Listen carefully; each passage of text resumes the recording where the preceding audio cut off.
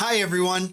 Today, we are continuing my 5 Best Ideas series. Today, from the book, let me get it here, Get Clients Now by CJ Hayden. Welcome back, everyone. I'm Alan, and on this channel, we learn everything about booking high-ticket discovery calls and clients. Now, as always, there are many more great points from this book that we don't have time to talk about in this video, so I'm just going to focus on these great ideas that are a little bit more unique to this book and author. Let's go ahead and jump right in to the 5 best ideas from Get Clients Now. Now, the first great idea from this book is this. Let me just read it here.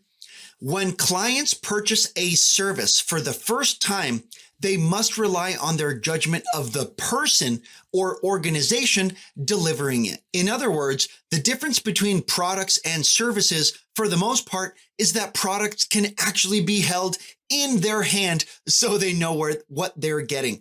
On the other hand, services is much more intangible or invisible and just a little bit harder to communicate. So the point here is that when anyone, including you or I, is trying to hire or pay for or buy some type of new service for the very first time, such as coaching or consulting or a personal trainer at the gym or anything like that, is that because we are such inexperienced buyers of that service, that means we are most likely going to rely on our judgment of the person or organization delivering it. So this goes back to one of my favorite topics and one of the most important in business, which is to build trust. So the point here is to build as much trust as you can and to build your personal brand in your business as much as possible as well. Because if your prospect is buying something new, then they are pretty much going to base their decision on how much they trust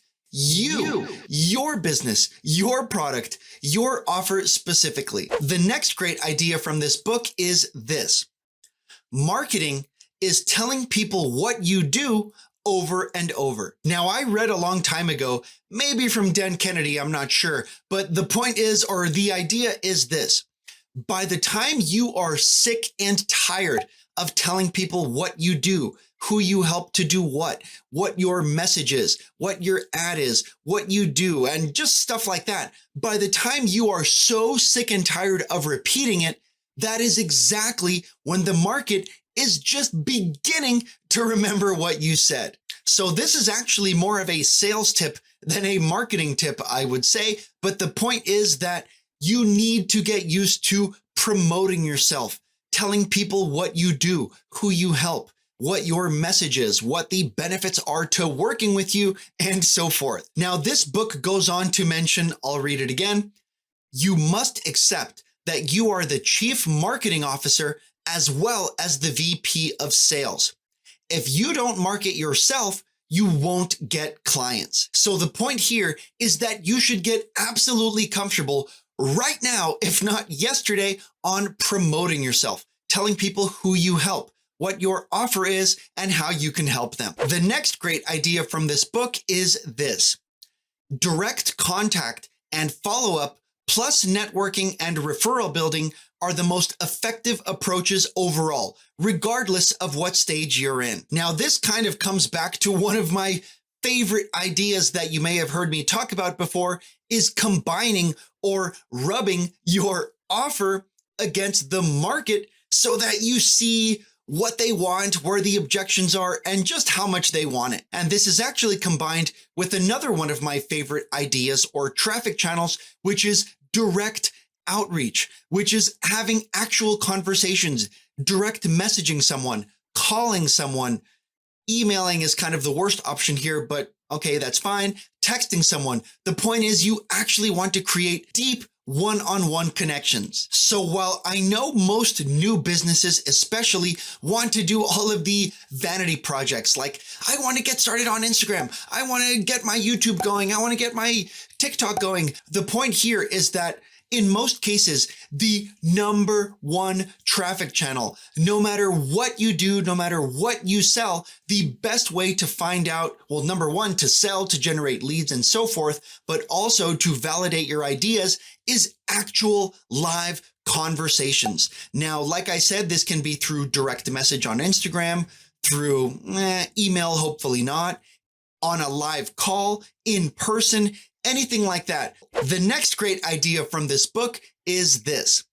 The magic formula for professional services, marketing, and sales is choosing a set of simple, effective things to do and doing them consistently. In other words, effective marketing ultimately comes down to repeating or consistently repeating a set of actions. Now, they elaborate on this point that an effective marketing system is, let me read it here, is number one, documented, which makes sense. You can't have a solid system if you don't have it written down and some type of SOP form maybe to where other people can repeat it. So number one is that the marketing system is documented. Number two is that it is built on sound marketing principles. Kind of duh, but this is actually harder than you might think it would be. And finally, step three here is to constantly refine that system.